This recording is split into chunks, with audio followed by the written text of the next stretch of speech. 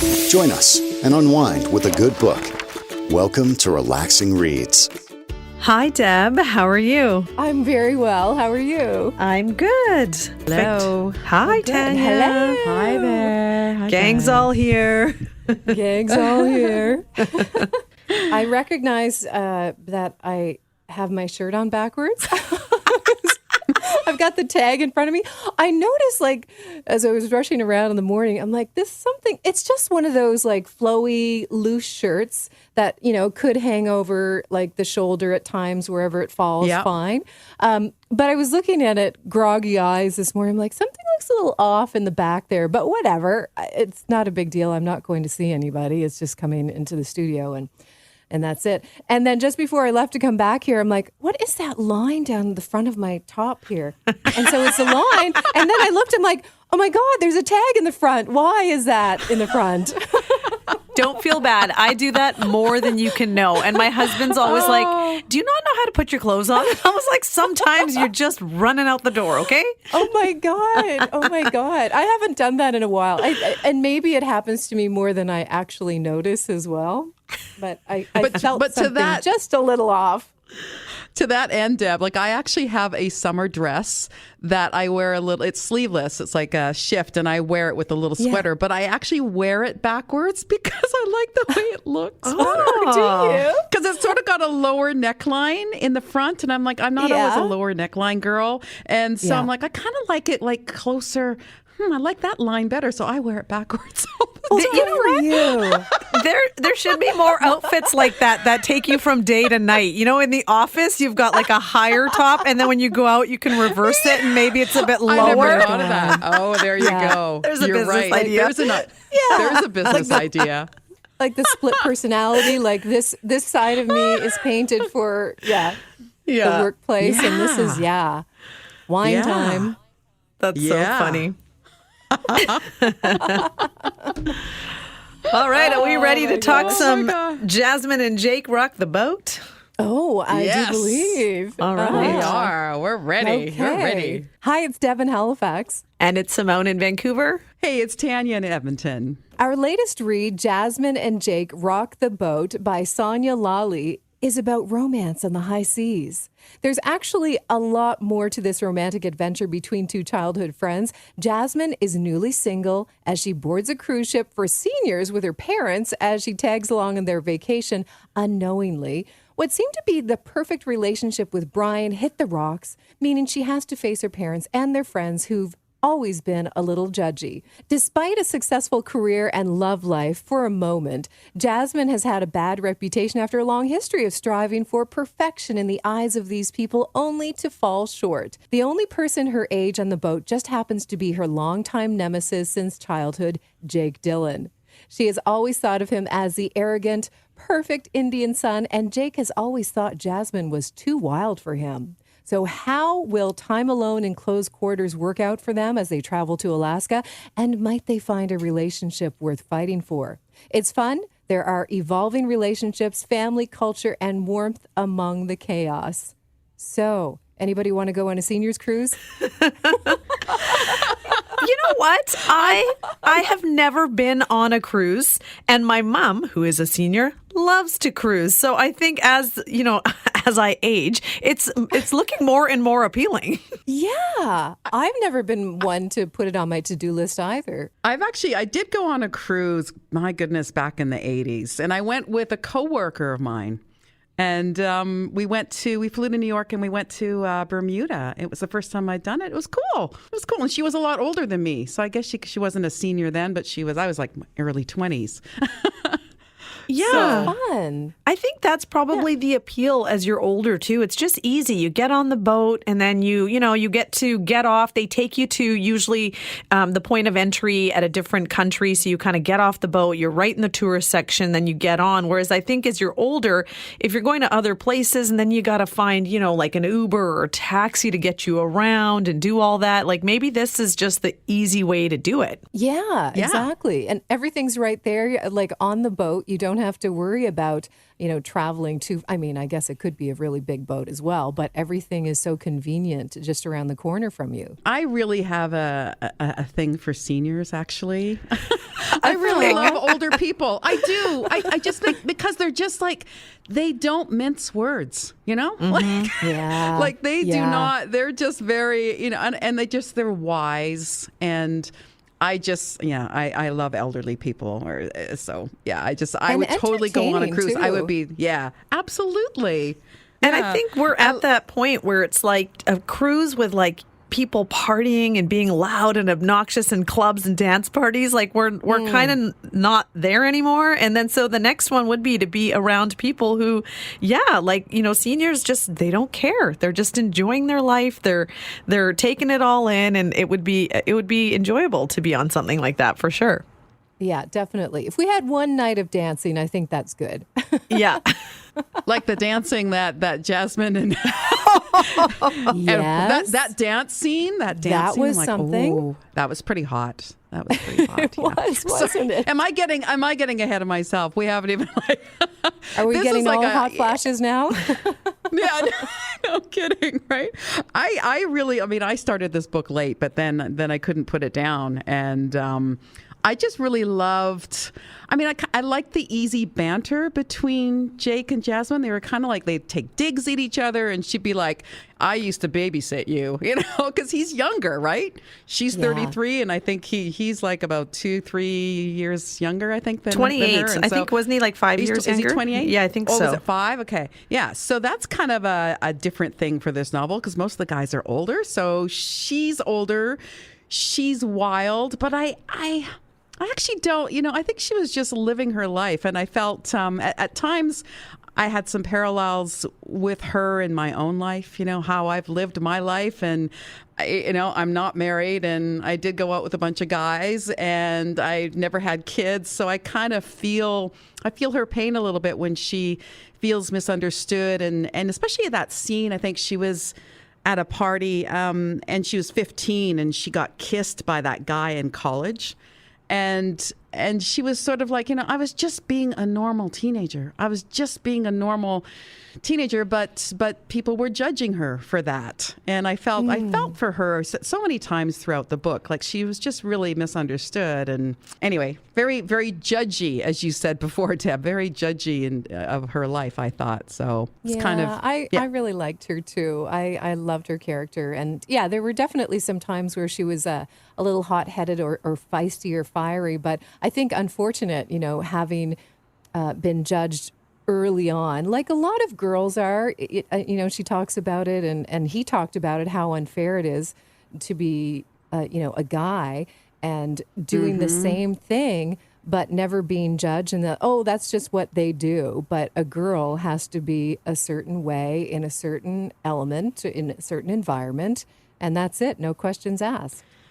Yeah, for me, like in the beginning, I found it hard to connect with her. I just felt like she's 33 and she was acting quite immature. And I didn't really they had a great banter, but I didn't like how she'd always kind of come for him or shade him. And I really liked him off the top because I felt like he would always just try to convince her that he wasn't this guy, and he didn't seem like a bad guy. And then later you realize why she was acting like this. She's just put up these barriers and she's worried and she hasn't really quite found herself. And you really see the growth in her character from the beginning to the end, where she almost matures being around him. And you think like usually older women, like, Tanya, you said usually we hear, the stories are about going after an older man. And typically it's always like, oh, the young men or the young partners are more immature. But in this case, I thought Jake had that level of maturity and she almost needed to learn it from him. And I'm glad he never gave up on her because she was just like ice cold to him at times. And he kept trying. Like he would show up. Can I talk to you? He just kept trying because he knew there's something there and he wasn't going to give up. So that's the part I liked. Like, it was a very slow burn. Like, it took a long time for them to get there, which I also liked, because typically in these novels, like, you can kind of have that hook up and then you're going in different directions. But like, he just never gave up on them. And that's the part that I really liked. And so I grew to really like her character near the end. And you understand why she was the way she was. Yeah, and I for think, sure. Jasmine, I think you're right, Simone. Like, she definitely did mature as the pages went on. And I think, she always felt like she was being judged or not understood about her career choices, going into a more artistic vein. And then, Jake was the one who said, well, like, my dad doesn't really get the fact that I like to dance and I want to be a lawyer, because he just, his two brothers are like sporty guys, right? And he always feels this disapproval from his dad that he's not that guy. He's this other guy. So she kind of went, oh, so you're kind of like me. You're kind of misunderstood too. So I felt like she learned a little bit there from him. Like you said, he's the teacher in this book almost. Yeah. Yeah. Yeah. I think if we go back to our childhood and think about, some of those people that we grew up with, or some of those that we may have babysat, and you think about if you were part of the older group, you always imagine there being such a large age gap when you're younger. But then you get to a certain stage and like, oh, we're really not that far apart. So I think that I would have felt the same way had I babysat a guy who was, I was a few years older. And I do remember years after graduating from high school and meeting up with a couple of kids that I babysat who were in a wedding, and we attended the same wedding. And I'm like, no, this is not the same kid. This is not.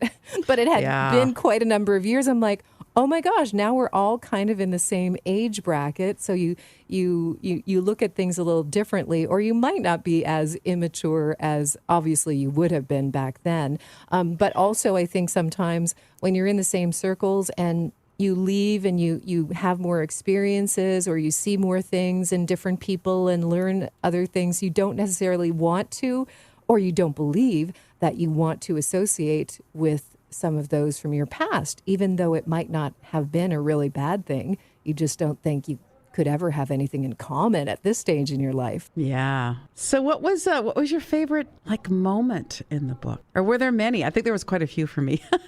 There's some. Yeah. Now that once I've come to the end of the book, my favorite moment was when they had to go and hide when they were in that the back room where the dancing and stuff was, and then he, the coat check. The coat check, and he said something to her and she didn't quite understand, and then near the end I was like, oh, are we going to find out? Is she going to go back to that? And then she asked, and then, it just showed how much he had always kind of loved her along the way. So that one was kind of like a special, cute moment that I liked.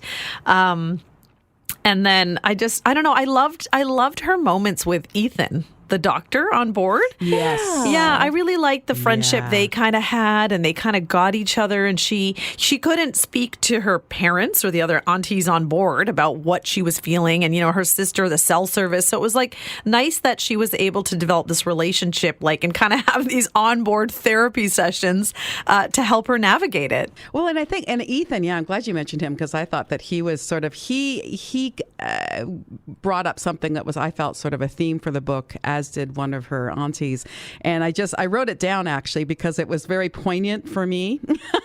And Ethan said to her, he says, act intentionally in your life. And he just floated along. So when his marriage ended, he understood that the reason why it ended was because he didn't know what he wanted from the very beginning. And I just like the fact that, I just went to my nephew's grad, and a lot of the stuff in those grad speeches were, the key to happiness is to find a purpose. Find a purpose, right? And it's the same thing that Ethan is saying. Find intention in your life, because you have no one to blame if you end up in a place that you didn't want to be, because you actually didn't figure out where you wanted to be in the first place. And I thought those were really important words for Jasmine to hear, especially with Ethan, because she felt so, not with Ethan, sorry. Yeah, Ethan, that she just felt so comfortable with him. And those words were like, yeah, exactly. Ethan. Yeah. Also, is it Uma Auntie? The one she was rooming with. Yeah. Yes, the one she was rooming with, and I really loved what she said too. She said, towards the end of the book, she's like, it doesn't matter what I think or even what another thinks. What matters, Jasmine, is what you think. And only once you accept yourself will there be any hope of others accepting you. And that, again, is another thing. It's like, figure out who you are. Sometimes it takes a long time on this journey of life to figure it out. But I felt like there were little points in the book, and perhaps when we speak with the author, that we can talk about that too, like those things that she was making, and maybe she had issues in her life where she needed to sort of go do a check on herself, going, what do you want? What do you want? Do you like yourself? Do you like where you're going? Do you know, all that kind of stuff. But then beyond all of that, I do have to say, like, the shower scene. I'm doing a 360, but that shower scene, I mean, I've always wanted to jump in the shower with a guy with all my clothes on. I've never done it. Hey, never say never. That's part of the self-discovery, right? You're right. You're so right. Anyway, enough. Deb, what did you think? Oh, no. This amen to all of that. Tanya, this guy's going to be like, you can take them off, right? You can be like, no, this is the way I want to do it because I read it in a book. I read it in a book. It's this or nothing. No, but the comments you had about, constantly, like learning to know who you are. And I think every day, like as we grow and we evolve, we learn more about ourselves. And I feel like, now me being in my 40s, like every morning I wake up and it's kind of one of those things where I wake up thinking like, okay, I want to set the tone for the day. I want to be positive. I want to do good. I want to feel happy today. And I want to kind of do something for myself. And I think that's what it is, just finding those moments where you ground yourself, you feel good about yourself. And if you don't, it's like, what are you going to do to help yourself? And I think that's just the daily check-in that we need to do with ourselves to make sure we are living our most authentic, best life. Mm-hmm. Yeah, absolutely. And I think it's always going to be some sort of struggle for many of us. And even if Jasmine thought she knew who she was for so many years, I mean, she still was in her adolescent stage, and you're growing and learning, and hormones are thrown in the mix. And then you feel like you don't have the backing or support of your family or those that may be closest to you. So you keep doubting yourself, even though you think you know yourself. And you always perceive yourself to be somebody completely different. And I think with her parents or the community that she grew up with, or surrounded by, the aunties and the uncles, they were only passing on what had been passed on to them. And it's not necessarily that they truly believed a lot of that she was a rebellious girl that really needed a lot of help and a lot of work. But I think they just did with the tools they had. They just kind of threw it out there and hope for the best. And I think that we all grow within, each generation. But I think the guys that came into her life, Ethan and Jake, pointing out that she is so much more than what she ever sees in herself. She has, I think she's always focusing on more of the negative because she feels like that's what everybody else is seeing. So she might not see all the positives around her or within her. Mm-hmm. Yeah, exactly. And I find that, through some of the books that we have read, there is that underlying theme about our heroine, just not thinking that she's worth it. Right? She's being hammered down by expectations, her own expectations of herself, and we see the journey as she goes along. And I think that it's very inspiring to as a reader to go, okay, I don't have my life together, and neither does this character, but together we're going to figure it out by the end of the book. And I really love that about this book, is that she does figure it out, She does figure it out. And think about, the opportunities if you had, the chance to take a trip with your parents and maybe you said no to it. And now she's at that point where she's like, do I really want to be on this seniors cruise? But she's around all these women and her parents who kind of are giving her that like wisdom and speaking to her like Uma Auntie did. And, she's kind of seeing a different perspective on things. And it's not that, old people are not fun and they're boring. It's like they've lived a long life. And their generation did things differently, but I think having the conversations is how you kind of, say, well, this is how we do things, and our generation is allowed to kiss boys and date more and do things, whereas maybe culturally before that was more shunned upon. You have to kind of grow with the times and understand it. And so her having those conversations, I think, were a nice kind of part of her understanding what the seniors had to offer to her. Yes, I think that's key. Conversation, like having the talk and willing to have that conversation. And I guess maybe the adults in her life now recognizing, she's also an adult, so we can have these conversations. And then you get to see each other and understand each other even more. Have either of you had a vacation romance? It's something I've never had. And one of my best friends, I'll never forget, she went away to Australia alone for a month. And then she told me this story about this guy she met, she was traveling with. And then this one amazing night where they just were on the beach all night looking at the stars. And I just think of those and I'm like, I've never had a vacation romance. So have either of you? I mean, this seems kind of fun to just everyone's different when they're in vacation mode too, Oh, yeah. Oh, yes. Yeah, I have. Oh, I've had a couple. I have one. I was living in Scotland and I went to the Isle of Skye and I had a journal and I would go to pubs because I was traveling on my own. I would just go to pubs with my journal and just write. And because I'm by myself. And there was this really hot guy that was watching me. And then he came over and he's like, what are you doing? And I'm like, blah, blah, blah. And he was from Glasgow, very harsh accent. And anyway, we had a thing.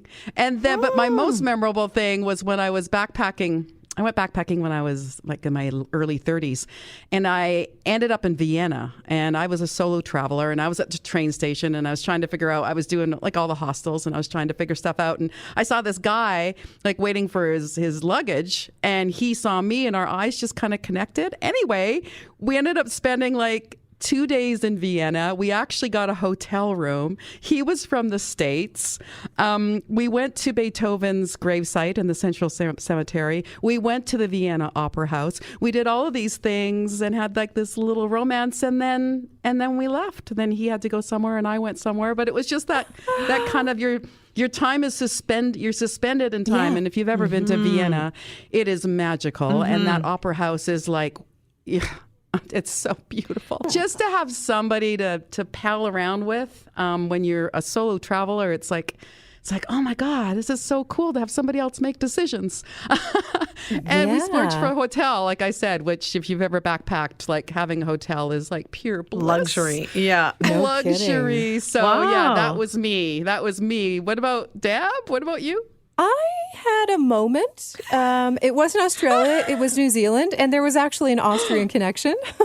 Funny you should mention Austria. Was it the same person?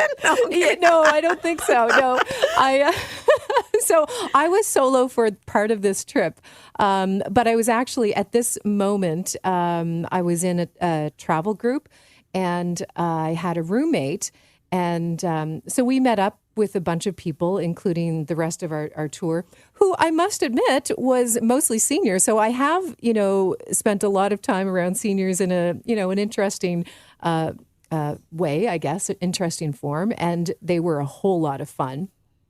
Mm-hmm. Anyway, this one particular night, we had some drinks, and there was a Brit and an Austrian guy, and the Brit and my roommate got a little cozy, and then I did with this younger guy. I mean, much younger.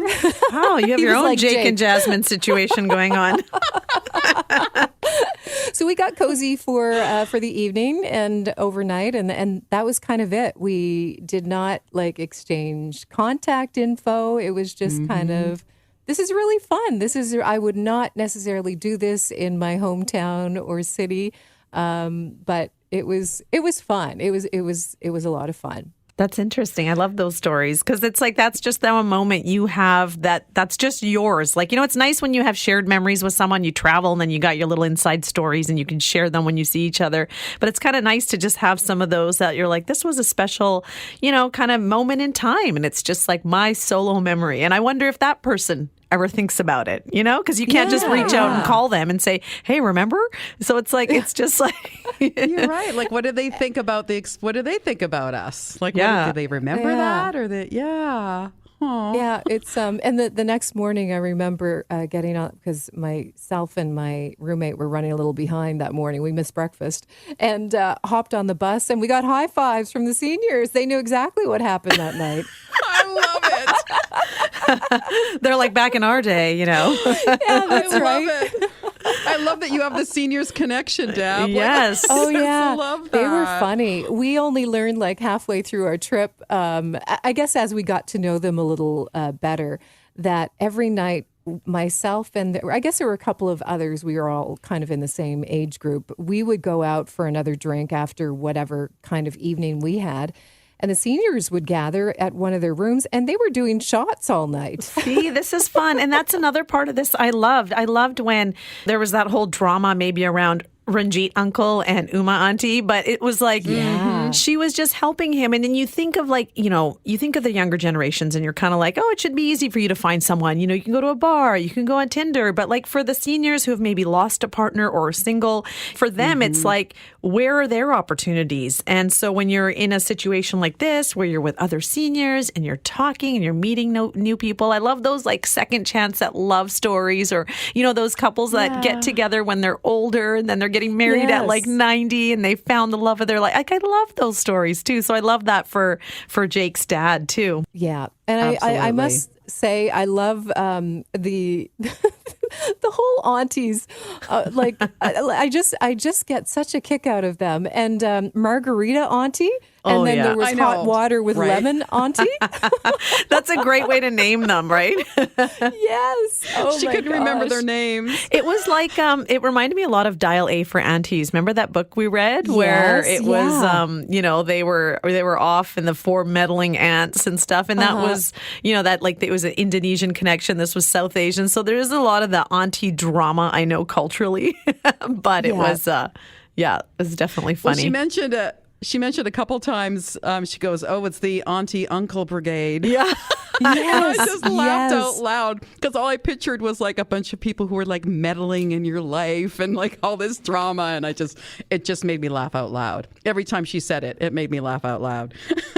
Yeah, there was a lot of fun. There were a lot of laughs in this book. A lot of great characters, a lot of laughs, and it's a nice, easy read. And I think too, let's talk about the other character in the book, which is Furry, yes. the dog. Mango? Yeah, Mango. Oh, yeah. Mango. So Jasmine and her ex, Brian, they adopted a dog. So now they are in this co-parenting kind of situation, and it's really adorable because I'm a believer in forever homes. Once you get an animal, you have an animal. You have it until its time is done. So I love the fact that they have to, since they're separated, that they have to co-parent this Labradoodle, I think it is. Anyway, I just love that puppy. Awesome that they, were able to do that because I know of friends whose relationships had split and so did the pets. Like there were a couple of groups where, or couples, I should say, and one had to give up before this relationship started because they had other animals, and it was like, oh my gosh, what? You can't split up the kids. I know. And and then the other was interesting because they said as much as they loved their pet, they gave it up because they got this pet together with that person. And so it was more of a fresh start for them. Sad. They were willing to give it up because they thought, no, that's okay. Like you've got a good thing with both parents, but they thought that they're still in a good home. And for me, I can separate myself and start fresh. I used to have a coworker, and he and his partner split up, but for 10 years, they continued to share custody of their dog. So he would literally have the dog during the week and then drive the dog to her house on the weekends, and then she would come back and drop the dog off, and they made it work. Like, even though they completely ended things, they were able to carry that forward until, the dog's last days, which I'm sure for the dog, was so great because he's not losing out on one parent. Yeah. And I guess unlike kids where they would like to continue seeing that same scene, like having everybody in the same house, for a dog, it was probably, another adventure. Oh, another adventure to this house and then another adventure next weekend. Mm-hmm. Yeah, it's funny. My sister and her first husband shared a dog after they divorced, and my sister lives on a farm, so it was always my sister would get the dog on the weekends, and then he would come back into the city for Monday to Friday. And my sister, it was so funny, and they did that until the dog passed away. But my sister was like, "Yeah, I knew that by Sunday night he was sitting by the door wanting to go back into the city because my life is too busy." She said. The dog was pooped out. He just I just want to go back to the city where I just get the 1 block walk and then I can just sit there. And on the farm, he's like, go, go, go. And he would literally sit at the door and just look at her. She's like, okay, you're going back to dad's. They're like kids. It's so funny. Yeah. Oh, fantastic. Okay, so we've got some questions for Sonya. So this is a good time to have a chat with the author of Jasmine and Jake Rock the Boat. Hi, Sonya. It's Simone, Deb, and Tanya calling from the Relaxing Reads podcast. Hi, how are you? Good. How are you? Thanks for calling. We just wrapped up our discussion of Jasmine and Jake Rock the Boat, and we all really enjoyed it. Oh, thank you so much. Sonya, we absolutely did love Jasmine and Jake Rock the Boat. A whole lot of fun, a whole lot of questions. So first, I guess, is where did the idea come from? So Jasmine and Jake Rock the Boat is my 5th rom-com. I always write protagonists that are South Asian, who are flawed, who are figuring themselves out and looking for love. And I was just honestly looking for an interesting setting. I went on an Alaskan cruise when I was 18 years old with my entire extended family, which was very, very fun. A cruise, you're stuck with the same people on the same boat. There's lots to do. There's lots to think about. And I just thought it would be a really, really great setting for one of my books. Now, when it came to the characters of Jasmine and Jake, where did you pull those characters from? Do you know anyone like them in your life? Do you think you have any similarities with Jasmine? I always kind of pull on something from myself or something I've experienced or felt in the past and then exaggerate it a lot and sort of change it into something else. So for Jasmine, she's really going through a hard time, looking for some emotional maturity. She's figuring herself out. And she's also struggling with this idea of her having had a bad reputation in her younger days. And this becomes particularly evident when she's sort of on this cruise stuck with all these aunties and uncles who she feels judged her and made her life miserable. And so I think there was a part of me in Jasmine where, I wanted to be rebellious. I wanted to do things that all my friends were doing, but, I sort of always felt a little bit constricted by the idea of what would people think, what would my family or my community think. And so that sort of push and pull was definitely something that I drew from my own experience for Jasmine. And in terms of Jake, there's all sorts of guys out there. I don't write books from the other perspective. I just stuck to Jasmine's perspective. But I really like the idea of Jake being on this really cocky player, sort of this stereotype of a guy that we don't really like. But once we really get to know him, there really is a softer side, and there's a reason he is the way he is. So I liked exploring that as well. Yeah, one of the things we discussed was you could see the growth within Jasmine from the beginning of the novel and then through the pages to the end. You just see how much she evolved in this short amount of time. And that was pretty incredible to see when it came to her character. Oh, thank you. Yeah, I love the idea of the journey of self-love being a part of the journey towards love. I sort of I'm a bit corny, and I really truly believe that, once we really love ourselves, that's when we can really accept the love of other people and really, give them that love back. And so, obviously, this is fiction. It was a short amount of time. In real life, growth journeys probably take years and years and lots of mistakes along the way. But I definitely wanted to try and reflect what I think a lot of people go through in sort of finding their partner. Yeah, and Jasmine is so relatable. Like I think she's perfectly imperfect, and I think we all strive for some level of perfection. And in reality, is there really such a thing? But I think that everybody that picks up this book and reads and finds out more about Jasmine, I think, is definitely going to relate on some level. Oh, thank you. Yeah, I hope so. That was definitely part of my goal, especially with social media. I think there's so much curation in our image and how we perceive other people perceive us. On the outside, Jasmine seems like she's totally together. Although she's single, she has this great job, this great life. She's super stylish. But on the inside, she's really, really struggling, and she really has some sort of growing up to do. And that's not really reflected on social media, or even with often people close in our lives. That's not something we allow everyone to see. And I think that's often a universal experience. Absolutely. This is Tanya in Edmonton, Sonya. I really wish I could have been like Jake and delete my Instagram account. That's so brave. Really, me too. I mean, it's sort of that like, oh my gosh, I just want to delete it because it doesn't always make me feel good, and then you just can't. So I love that he did. Yeah. And you know what I also loved? I also loved the way you had other characters in the book that like Deb said, like Jasmine was on a journey of self-discovery, of being sort of more in control of her life and in control of her own happiness. And you created Ethan, the doctor, who I thought was lovely. And he sort of interjected a little bit of that kind of life wisdom of just like act intentionally.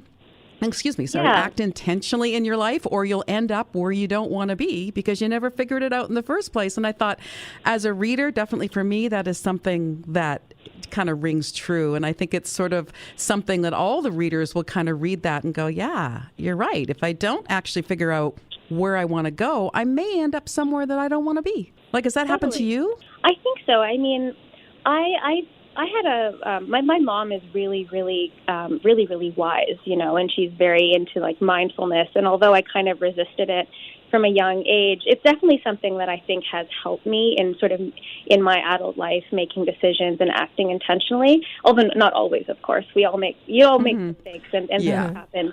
But definitely, I think that that character Ethan sort of totally hits home on the point that we can't just always go with the flow and get swept up, and because we don't know where we're going to end up. And it's important to sort of think critically about ourselves and our own decisions and sort of challenge ourselves to make sure that we're on the right path. And I think life is so complicated anyway. And I think when you have things that are happening that appear to be chaotic so often that you forget the simplest things can actually help you move through your day. Totally. There's another lovable and furry character, Mango, and apparently Mango was an inspiration from your personal life? Yes, I have a dog who might actually bark at any moment. I'm surprised she hasn't interrupted us already. Her name is Joey, and she's a mini golden doodle. And Mango was actually on the short list of names for her. So I decided to put a Mango golden doodle in the book. And initially I just kind of put her in there because I had just gotten a dog and it was sort of very much a part of my life. But then actually I think having Jasmine have a dog sort of highlighted the fact that she was growing up. She had this responsibility, this living thing that relied on her. She had this dog, which was a big decision in her breakup with her ex-boyfriend, who also loved the dog. And so I think the character having a dog actually made her grow up, or help put her on that path. Although originally, I will say, I just wanted a furry baby in the book. Well, we love I'm it. with you on that.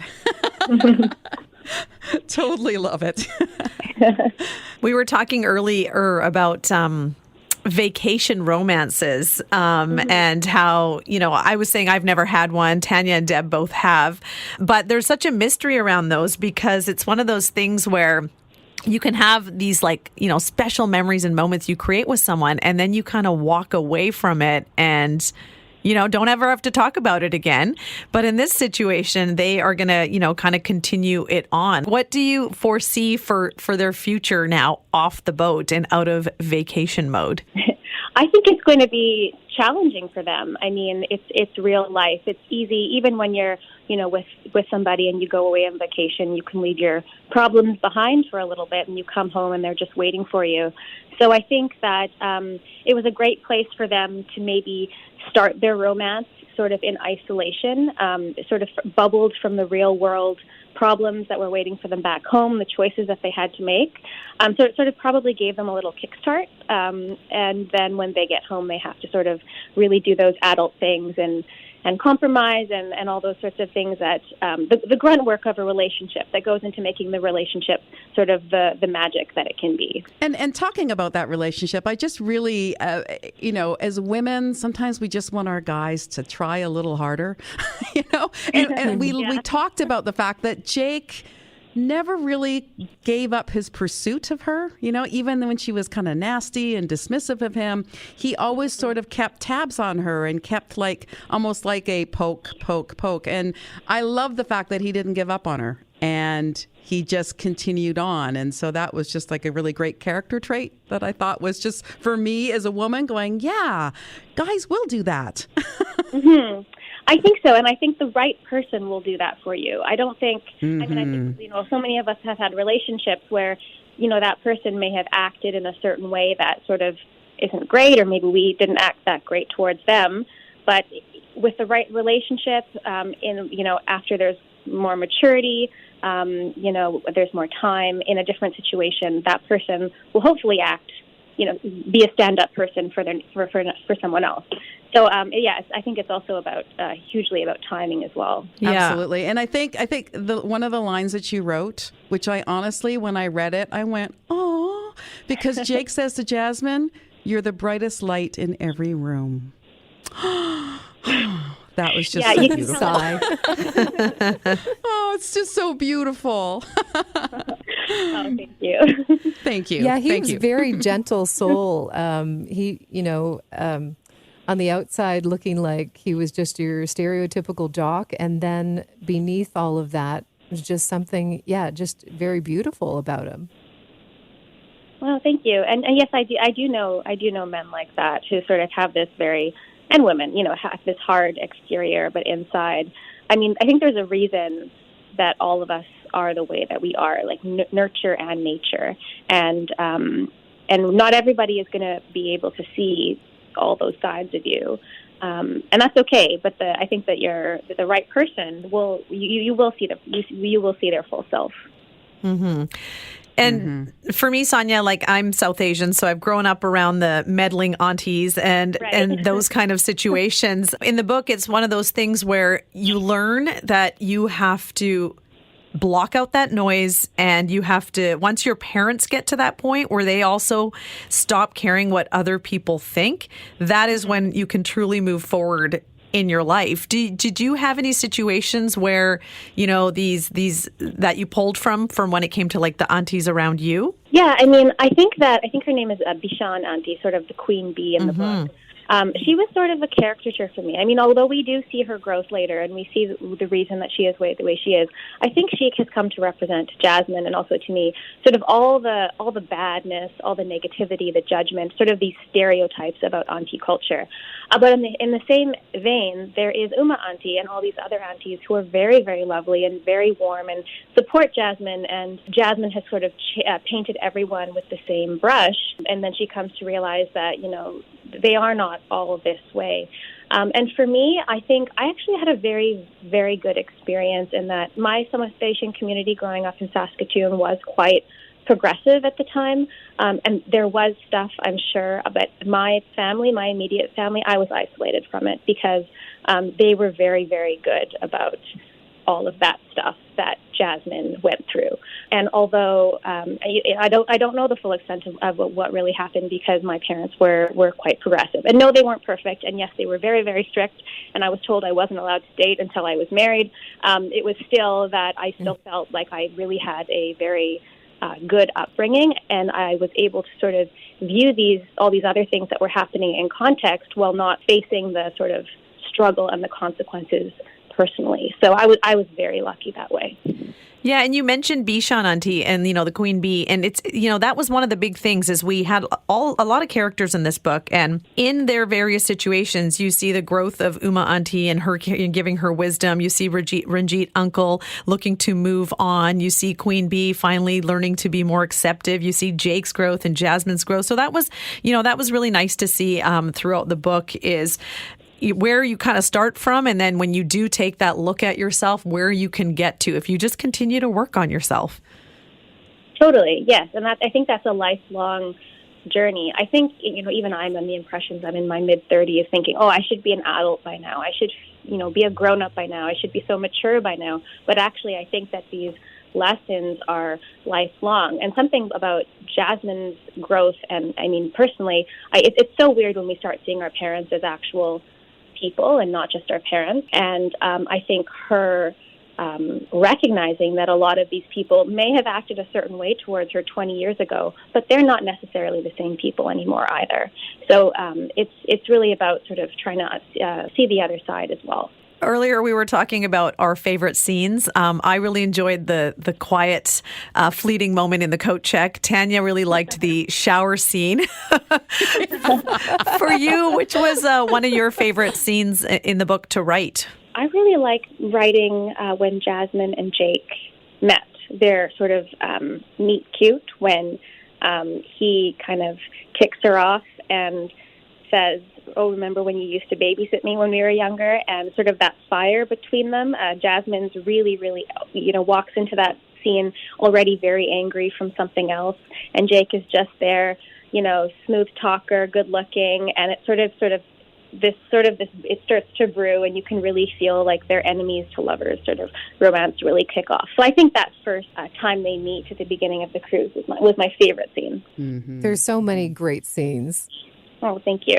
You're welcome. So do you recommend we take the family, the whole extended family, for a cruise? I think it depends on the family. Yeah. I would go on another cruise with my family.